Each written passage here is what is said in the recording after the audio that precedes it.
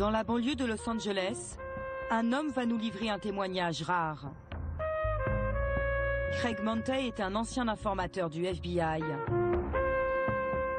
Pendant 1 an, il a changé d'identité.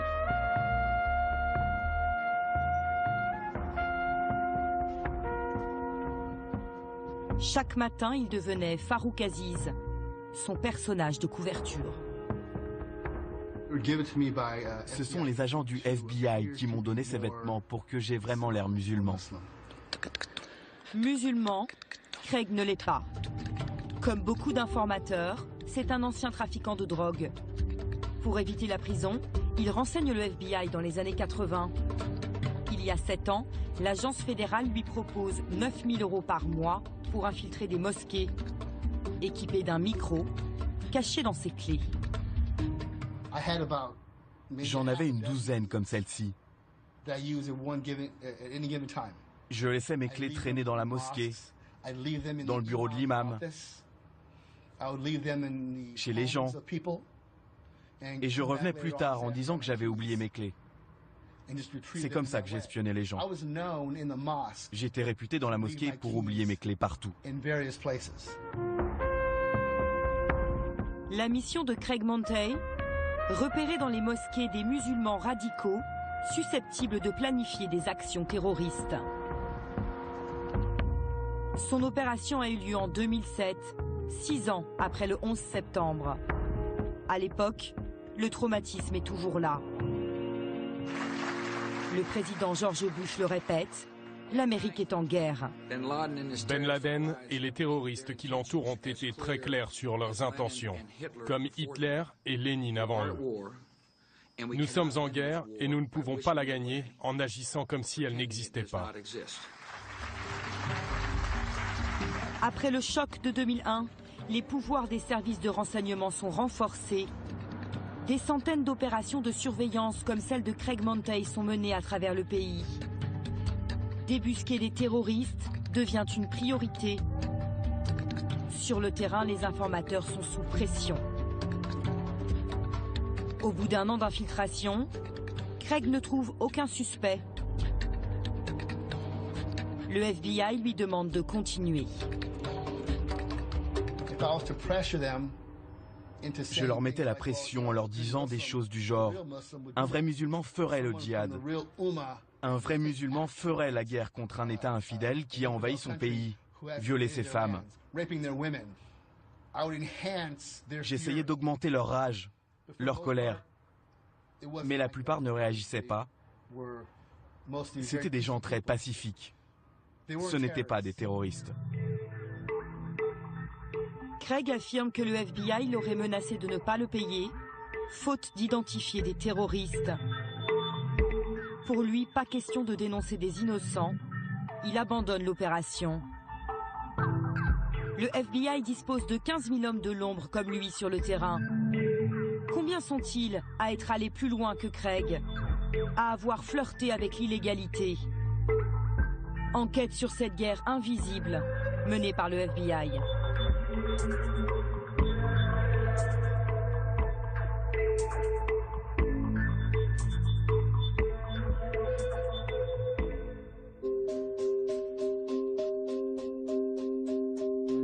Newburgh, une ville déshéritée à 1h30 de New York. Appartements murés, trafic de drogue et une violence banalisée. C'est l'une des 10 villes les plus dangereuses des États-Unis. Newburgh aurait été le théâtre d'une des plus grandes victoires de l'antiterrorisme américain. Pendant 1 an, le FBI a mené ici une opération de surveillance. Elle aurait permis de déjouer un complot terroriste. Le FBI affirme qu'il vient de déjouer un attentat terroriste. En 2009, l'affaire fait la une des journaux aux États-Unis. D'après le FBI, les hommes prévoyaient de mener leur attaque aujourd'hui. À Newburgh, 4 hommes sont arrêtés. Selon les médias, ils étaient sur le point de commettre un attentat. 3 mois plus tard, à New York, les suspects sont jugés devant ce tribunal. Accusés de complot terroriste, ils encourent la prison à perpétuité. Pendant le procès, les jurés vont découvrir ces images.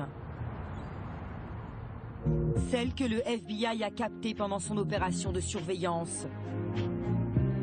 1 an d'enregistrement à l'insu des intéressés. Pour les jurés, pas de doute, c'est la preuve qu'ils préparent un attentat. Comme cette scène.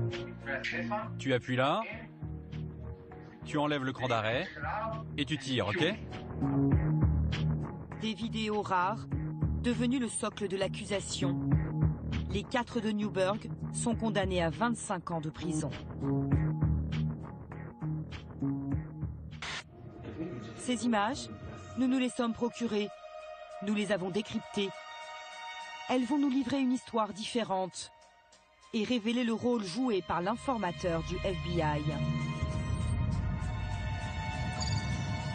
Tout commence le 13 mai 2008, quand cet informateur arrive à la mosquée de Newburgh. Il est au volant d'une voiture de luxe. Dans ce quartier pauvre, il intrigue. Il pousse la porte de la mosquée et voilà ce qu'il dit à l'imam. La première fois que je l'ai vu, c'était un vendredi, sur le parking derrière la mosquée. J'avais fini de réciter la prière et quelqu'un m'a dit qu'il y avait une personne qui voulait me parler. Il voulait savoir des choses sur le djihad, la guerre sainte, sur l'islam. Il m'a demandé « Qu'est-ce que vous avez à dire à propos du djihad, de la guerre sainte ?» Mais je ne répondais pas à ses questions. Ça ne répondait pas à ce qu'il avait envie d'entendre, visiblement.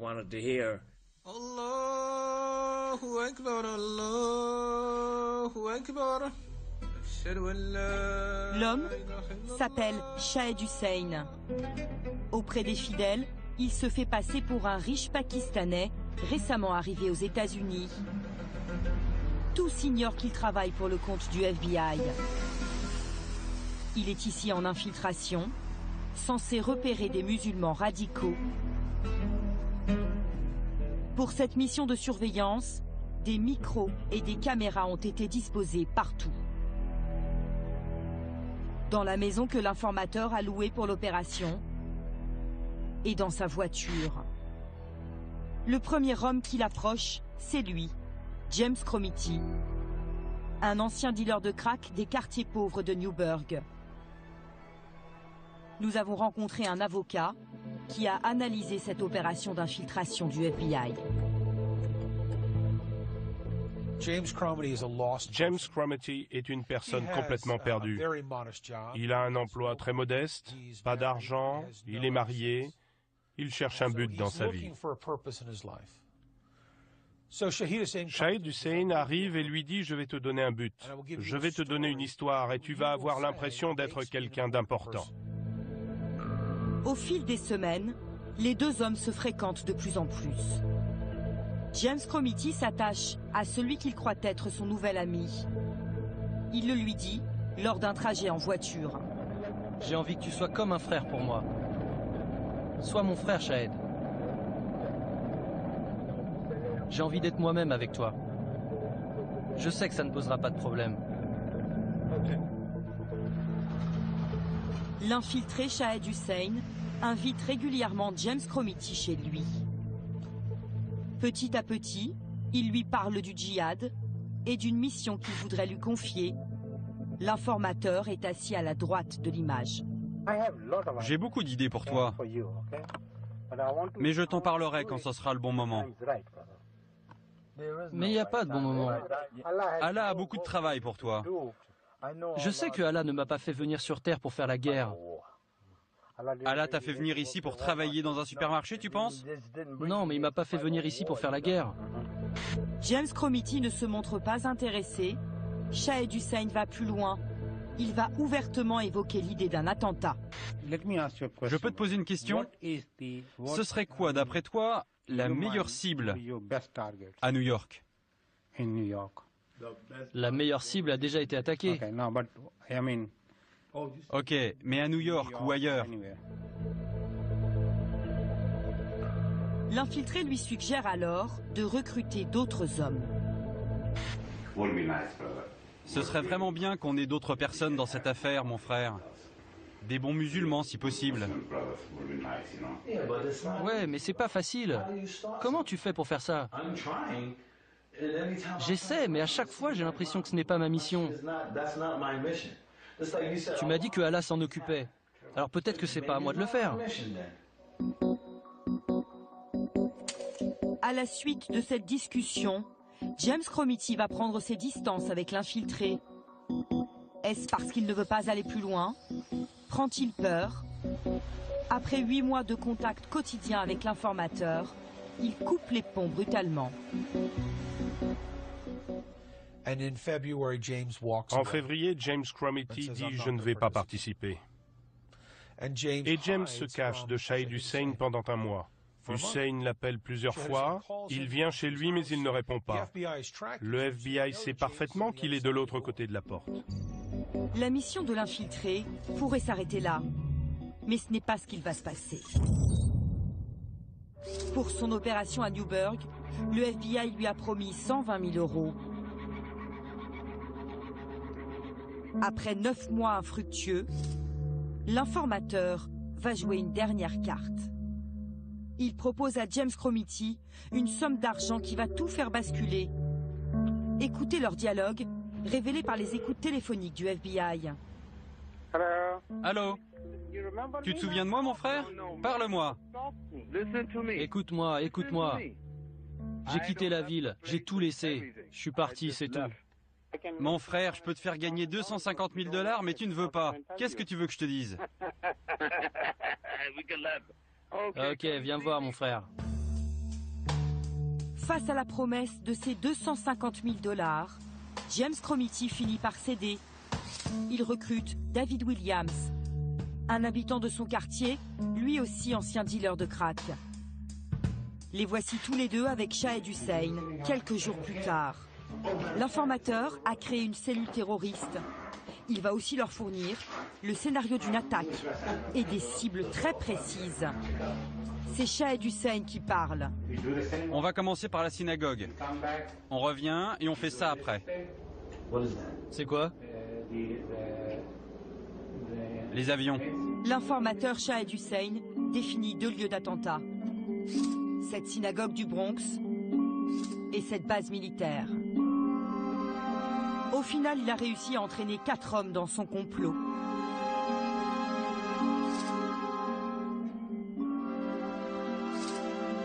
C'est le FBI qui a fourni ces sacs d'explosifs, des bombes factices, ainsi que le lance-missile neutralisé apporté par l'informateur. C'est lui-même qui leur montre comment le manier. Tu appuies là, tu enlèves le cran d'arrêt et tu tires, ok? Quelqu'un veut essayer? Une personne à la fois. Un scénario créé par le FBI, de fausses armes. Pourtant, les 4 de Newburgh ont été condamnés à 25 ans de prison pour complot terroriste. Sam Braverman a tenté de les défendre au procès, en vain. Pour cet avocat, ils ont été victimes d'un piège tendu à dessein par le FBI. Quand Shahid Hussein est arrivé à Newburgh, c'était comme un pêcheur qui cherchait ses poissons. Mais dans ce cas précis, il n'y en avait pas. Alors il a créé des poissons, il a créé des terroristes. Ces hommes étaient là dans leur vie pas très heureuse, des vies misérables. Ils attendaient que quelque chose se passe. Shahid Hussein est arrivé, à partir de là, ils étaient pris au piège. La justice vient de rejeter l'ultime tentative d'appel. Le combat des avocats de la défense est perdu. Shahid Hussein, l'informateur, lui, a touché comme prévu 120 000 € du FBI. Nous avons tenté de le retrouver, à 100 km au nord de Newburgh. Officiellement, il est propriétaire de ce motel.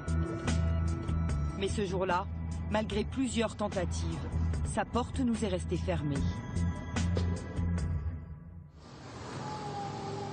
Toute son opération de surveillance a été pilotée depuis le siège du FBI à Washington.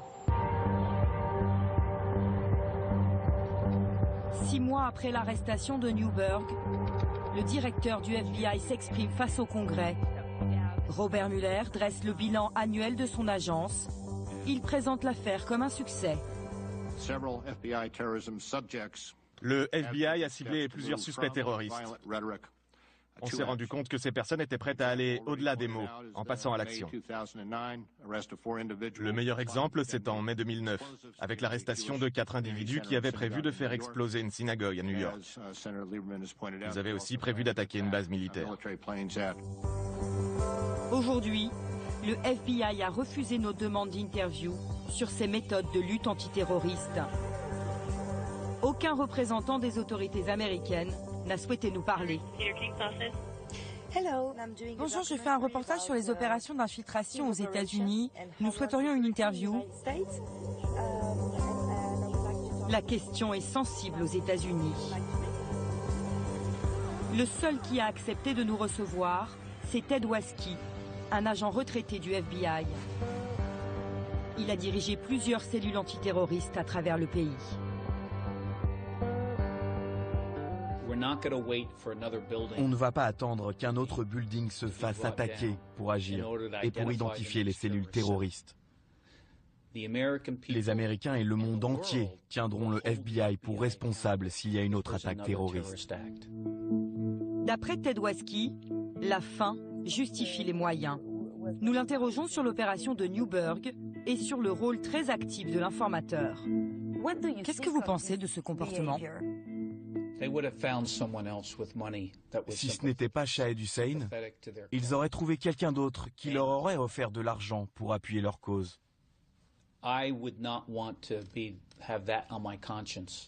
Je n'aurais pas voulu avoir sur la conscience des morts parce qu'on n'a pas voulu enquêter sur un cas, de peur d'être critiqué.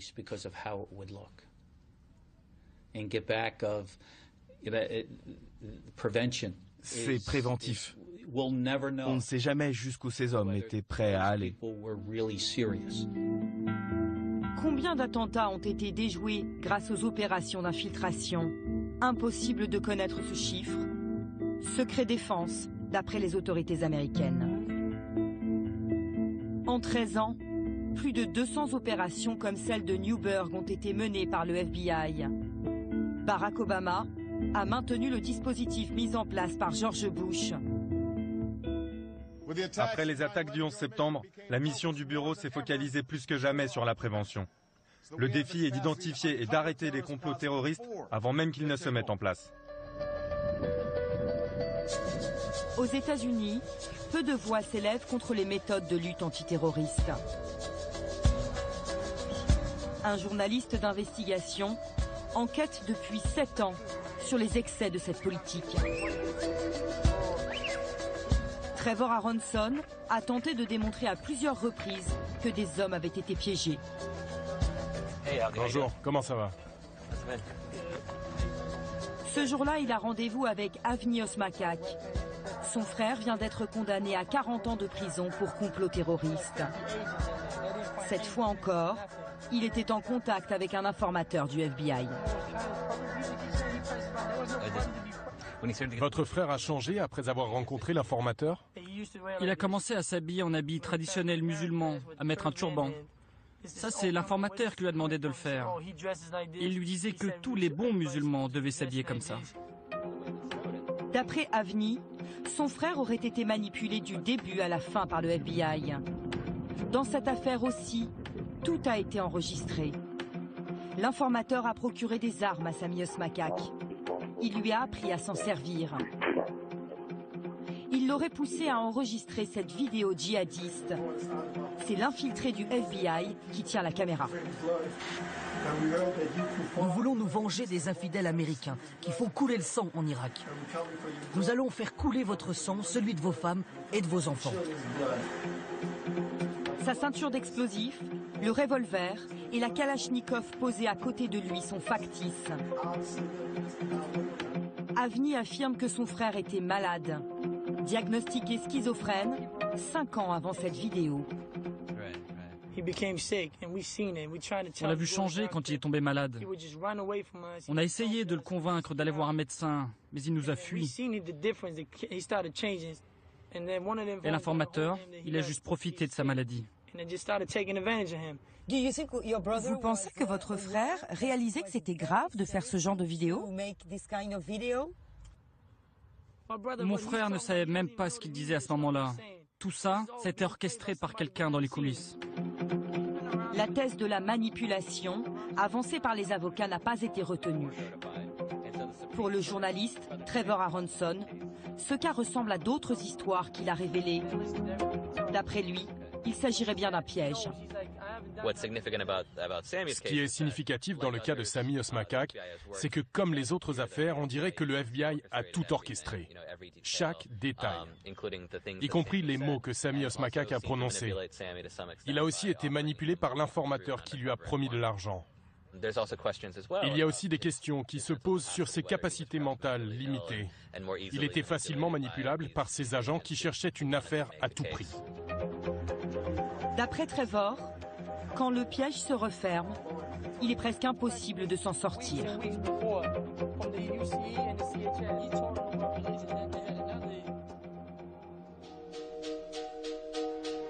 Nous partons à Miami, entendre une autre parole. Celle de Rothschild Augustine. En 2007, il a été condamné à 7 ans de prison pour apologie du terrorisme. Il vient d'être libéré. Nous le retrouvons à Liberty City, l'un des quartiers les plus pauvres de Miami. Le gouvernement nous a piégés.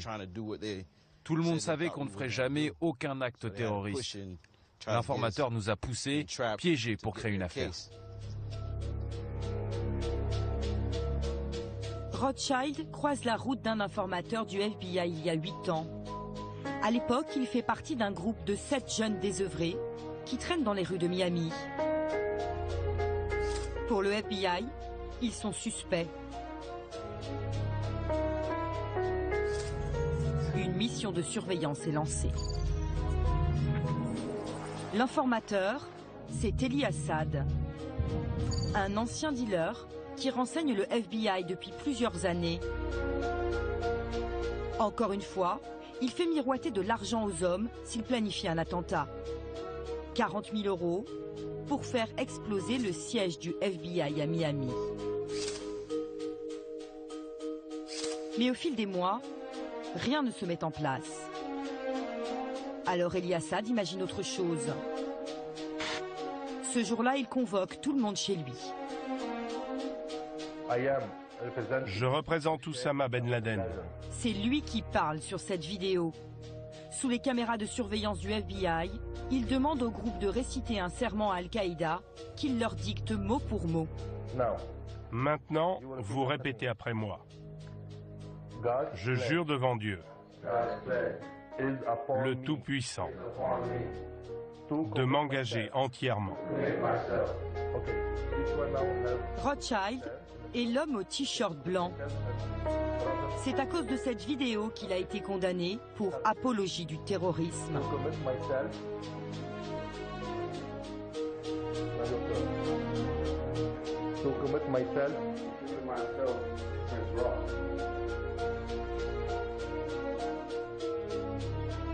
Qu'est-ce que vous vous dites à ce moment-là?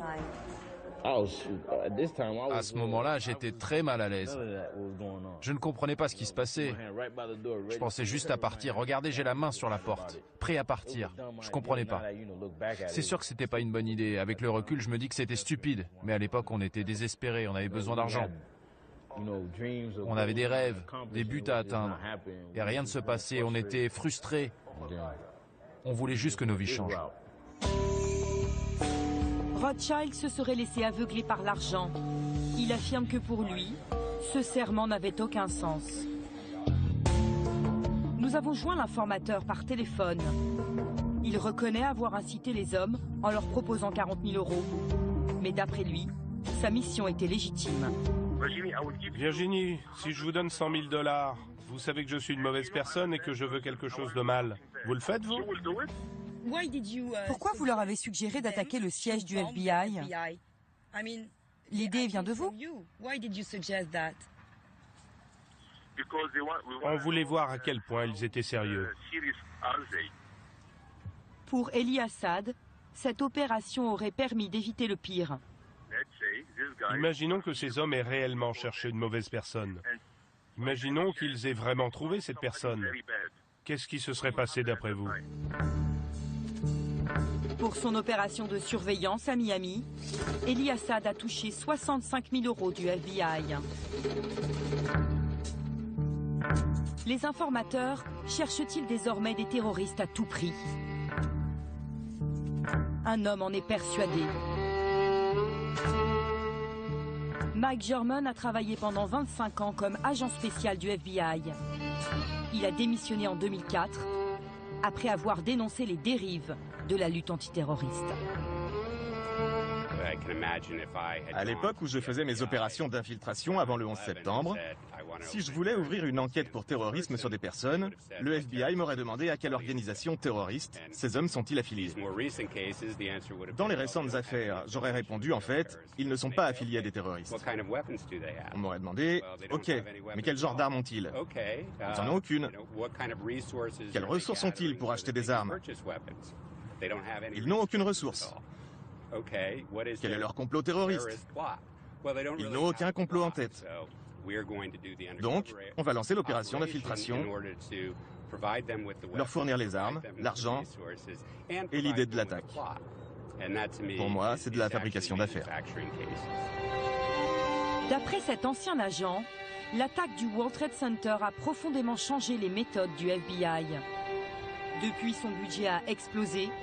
Il dispose de 3 milliards de $ chaque année. Mike German affirme que l'agence est tenue par une politique du chiffre, du résultat. On dirait que le FBI essaye d'entretenir la peur dans l'opinion publique et auprès du Congrès qui décide de leur donner de l'argent et du pouvoir. Plutôt que de se concentrer sur les personnes qui menacent vraiment la sécurité intérieure, ils vont à l'opposé en se disant « Ok, le prochain cas, on va le rendre encore plus sexy. On va apporter des grosses armes, un complot qui fait peur et on va faire en sorte que les gens appuient sur la gâchette pour que cela ressemble le plus possible à quelque chose de sérieux. » Pour lui, le FBI stigmatise l'islam et les musulmans injustement. La communauté musulmane est suspectée d'office. En envoyant des informateurs, le FBI mène plusieurs intrusions dans cette communauté. Pas seulement pour fabriquer de faux complots terroristes, mais aussi pour espionner tout simplement les musulmans. Justifier de se concentrer sur certaines personnes en raison de leur religion, c'est totalement inapproprié dans une société démocratique. D'après Mike German, le gouvernement se trompe de cible.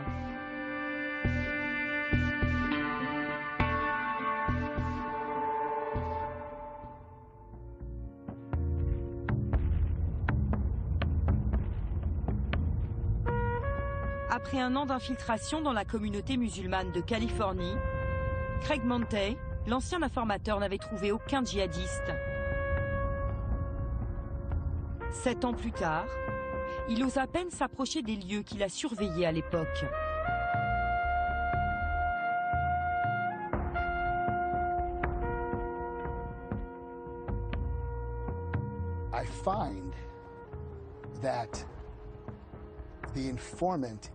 J'ai découvert que l'informateur est celui qui oriente les individus, qui les motive, qui les pousse en leur donnant de l'argent parfois.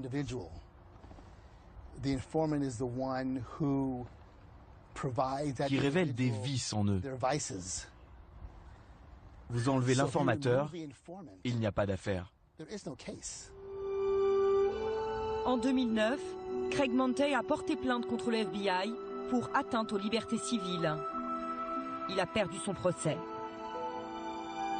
Il aide désormais les avocats de la défense qui tentent de révéler les pièges tendus par les informateurs. À ce jour, la justice américaine n'a jamais reconnu la thèse de la manipulation dans des affaires de complot terroriste.